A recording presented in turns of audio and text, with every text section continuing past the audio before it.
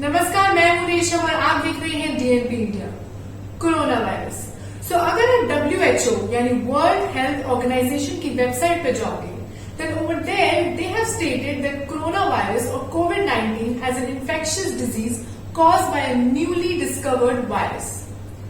Most people infected with the COVID-19 virus will experience mild to moderate respiratory illness and recover without requiring special treatment.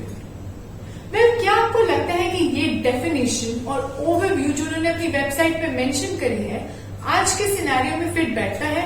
And जब इस time पे हमारी country में second wave भी आ गई है, तो मॉडरेट सिम्टम्स बहुत कम ही लोगों में नजर आ रहे हैं और स्पेशल ट्रीटमेंट की तो आजकल सभी को जरूरत पड़ रही है।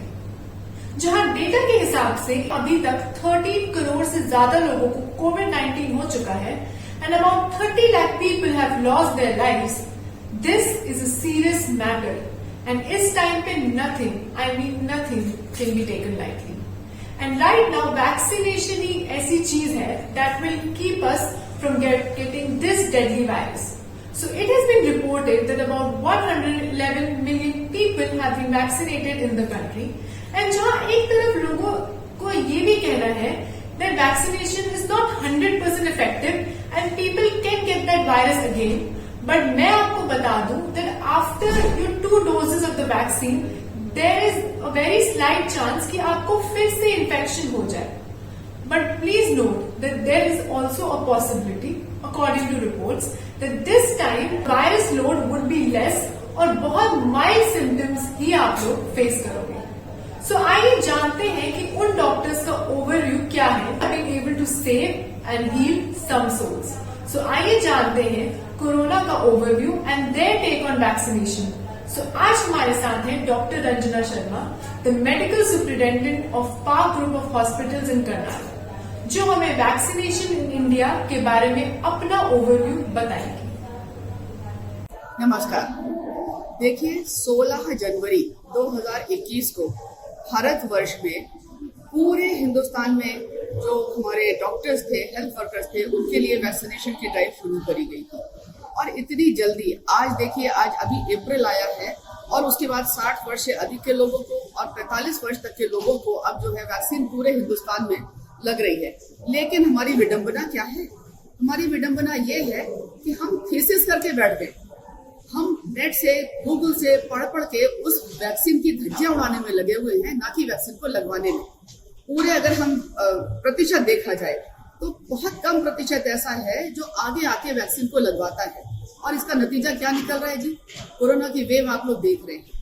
वो देश जिनको देख के हम शर्मसार होते थे कि अमेरिका के न्यूयॉर्क में जब मैनहट्टन के नीचे से जो गाड़ियां निकलती थी और हम कहते थे कि अरे बाप रे, कितनी लाशें जा रही हैं, हमारा देश तो बहुत सेफ है, यहाँ पे ऐसा नहीं है.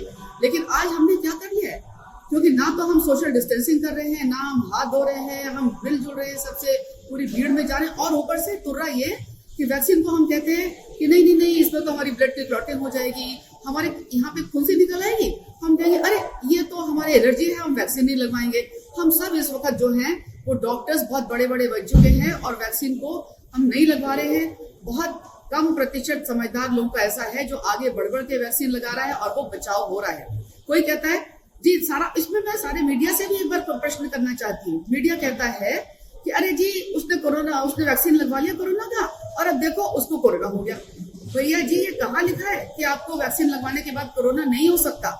आप अगर पालन नहीं करेंगे सामाजिक बंधनों का जो कोरोना के लिए बने हैं तो आपको जरूर कोरोना हो सकता है, लेकिन आपकी जान उस कोरोना से नहीं जाएगी. वैक्सीन इस बात की गारंटी लेता है, इस बात की नहीं लेता कि आपकी हर आदत को जो है वो ढक लेगा और ऊपर से आपको कोरोना नहीं होने देगा. तो एक हाथ जोड़ के प्रार्थना के साथ पूरे देशवासियों से मैं ये कहना चाहती हूँ कि मेहरबानी करके नुक्ताचीनी करना ना करें, हर बात में जिद ना करें. कोई कहता है ये तो बीजेपी की वैक्सीन है, ये मोदी की वैक्सीन है. अरे दुनिया में कौन सी वैक्सीन है जो किसी न किसी गवर्नमेंट की उसमें तो आई होगी ना. तो कोई मनमोहन सिंह की हो जाएगी, कोई इंदिरा गांधी की हो जाएगी, कोई जवाहरलाल नेहरू की रही होगी. तो हमने क्या बच्चों को भी वैक्सीन लगवाना बंद कर देना चाहिए? ये तो देखिए, इस तरह के तर्क जो है ना, ये तर्क नहीं कहलाते, ये कुतर्क कहलाते हैं. मेहरबानी करके आप सब आगे आए, पूरा हिंदुस्तान आए और वैक्सीन को लगाएं और एक बार शान से हम फिर कह पाए कि हमारे भारत ने कोरोना पे विजय प्राप्त कर ली है. धन्यवाद. एंड अब जानते हैं what doctor Anil Sharma, who is the medical director of Park Group of Hospitals in Karnal, जो कोरोना की current situation and second wave के बारे में उनका क्या कहना है। कोरोना जो एक बहुत ही भयंकर महामारी है जिसको WHO ने पैंडेमिक घोषित किया हुआ है, बीच में कुछ ये रिकवर करी थी, लेकिन इसकी जो सेकेंड वेव आई है ये बहुत ही ग्रेव है और ये अपना बहुत फन फैला रही है। जो इसकी जो सेकेंड वेव आई है जिसमें डबल म्यूटेशन के बाद काफ़ी केसेस आए हैं, जिसमें कुछ डिस्ट्रिक्ट में और कुछ स्टेट्स में, स्पेशली महाराष्ट्र में, केरला में, पंजाब में, मध्य प्रदेश में इसके केसेस बहुत हुए हैं और ये कंडीशन वर्स्ट टू ग्रेव होती जा रही है।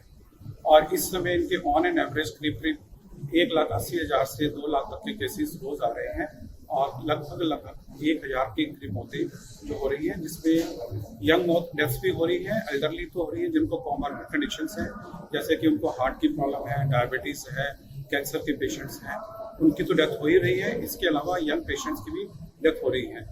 इनकी जो करंट सिचुएशन है बहुत ही ज़्यादा ग्रेव है और इसमें लंग की इन्वॉल्वमेंट जो हो रही है, पहले तो इसका फर्स्ट वेव आई थी जिसमें यूजली 5 से 7 दिन लगते थे इन्वॉल्वमेंट होने में, लेकिन इसमें बहुत जल्दी इन्वॉल्वमेंट हो रही है, 2 या 3 दिन में इन्वॉल्वमेंट हो रही है और लोगों की एकदम ग्रेव कंडीशन और सीरियस कंडीशन होकर डेथ हो रही है। इसके लिए हमें बेसिकली जो प्रिकॉशंस हैं वो लेनी जरूरी है।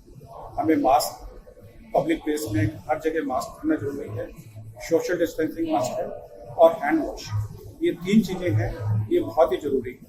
और जब साथ में इसका वैक्सीन भी आ चुका है, लेकिन मेडिसिन जब तक नहीं है तो कोई ढिलाई नहीं, हमें मास्क बहुत जरूरी है और कोई ढिलाई नहीं होनी चाहिए।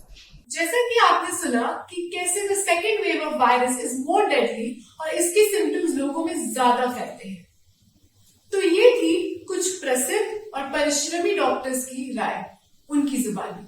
सो अब जानते हैं कि उन लोगों का क्या कहना है, हमारी आम जनता, द कॉमन मैन, जिन्होंने वैक्सीन की एक डोज लगा ली है और दूसरी डोज लगाने वाले हैं। देखते हैं उनको क्या क्या सिम्टम्स नजर आए और ऑन अ डेली बेसिस कौन सी छोटी बड़ी चीजें उन्होंने एक्सपीरियंस की। So first let's see what miss Mala, जिन्होंने कोवैक्सीन लगाई है, उनका क्या कहना है, एंड फिर देखते हैं what Kalpana Agarwal has to say after getting a Covishield vaccine. Thank you for having me. मैंने 4 डेज पहले कोवैक्सीन लगवाई है दिल्ली के कुकरेजा हॉस्पिटल में जो वेस्ट दिल्ली में है, और मुझे कोवैक्सीन ही लगानी थी क्योंकि मैंने बहुत रिसर्च करी और उससे पता चला कि जिनको एक बार कोरोना हो जाता है, मुझे नवंबर में हुआ था, तो उनको कोवैक्सीन ही लगवानी चाहिए, दैट इज मोर सेफ। और क्योंकि वो एक इंडियन वैक्सीन है और मैं इंडियन हूं तो मुझे लगा वो ही लगवाऊं, और मेरे को कोई ज्यादा सिम्टम्स बहुत ज्यादा नहीं आए। फर्स्ट डे मेरे को थोड़ा सा हैंड में स्टिफनेस थी और नेक्स्ट डे मेरे को थोड़ा सा पूरे हैंड में हल्का सा पेन होने लगा। इवनिंग में मुझे थोड़ा बुखार आया, माइल्ड 99, मैंने क्रोसिन ले ली और बिल्कुल ठीक रहा। थर्ड डे मुझे थोड़ा सा बॉडी पेन हल्का सा और एक थोड़ा सा लेजीनेस बॉडी में थी, और फोर्थ डे मैं I am perfectly fine, no symptoms, nothing, I am perfectly fine. और उसके बाद अब मैं नेक्स्ट इसका डोज 28 डेज के बाद नेक्स्ट मंथ लूंगी। और वैक्सीन, मैं आप सबको एक बात कहना चाहूंगी, वैक्सीन ही एक है कोरोना से बचने का उपाय। तो आप सब लोग जो भी 45 से अबव है, please please please go and take vaccine, it's very necessary, क्योंकि कोरोना बहुत ही खतरनाक बीमारी है। इससे बचने के लिए वैक्सीन आप लोग सब जाके लीजिए। ये जेपी हॉस्पिटल में तो पहले दिन मतलब मुझे शाम को थोड़ा सा लगा, थोड़े से वीकनेस वगैरह ऐसे शाम से, जैसे मैं सुबह 12 बजे के करीब लगवा के आई, उसके बाद दोपहर के बाद मुझे थोड़ी वीकनेस लगी। फिर बाकी मुझे फिर मैंने वो क्या बोलते हैं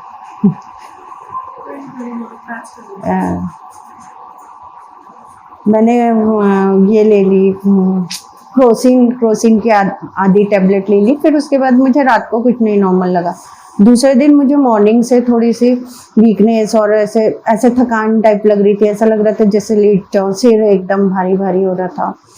फिर शाम को मुझे फीवर आ गया, हल्का फुल्का था, 99 के करीब ऐसा।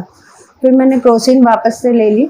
फिर तीसरे दिन मुझे थोड़ा ठीक लगा, मतलब मुझे 2-3 दिन तक सिम्टम्स रहा, हाथ में भी थोड़ा पेन वगैरह रहा। फिर तीसरे दिन से मुझे नॉर्मल हो गया था।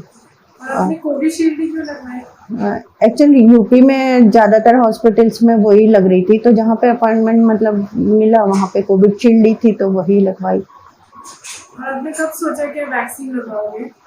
वैक्सीन का तो हम लोगों ने मतलब जैसे ही मार्च में 49 वाले लोगों को शुरू हो रहा था 49 से, तो तभी हमने सोच लिया था, पर कोई सिम्टम्स या कोई बीमारी नहीं थी, तो इसलिए जब जैसे ही 45 का हुआ 1 तारीख में वैसे ही रजिस्ट्रेशन करवा लिया तो 5 को। तो आपने देखा कैसे लोगों को सिम्टम्स आए और जहां हर एक वैक्सीन की सेकेंड डोज की ड्यूरेशन में कितना अंतर है, but more than anything else it's important to get vaccinated, जैसे कि हमारे डॉक्टर्स और वैक्सीन टेकर्स ने बताया। वी होप आपको हमारे आज का सेगमेंट से कुछ ना कुछ जानने को जरूर मिला होगा। Do give your insights in the comment box below. आप हमें फेसबुक, इंस्टाग्राम और ट्विटर पे भी फॉलो कर सकते हैं।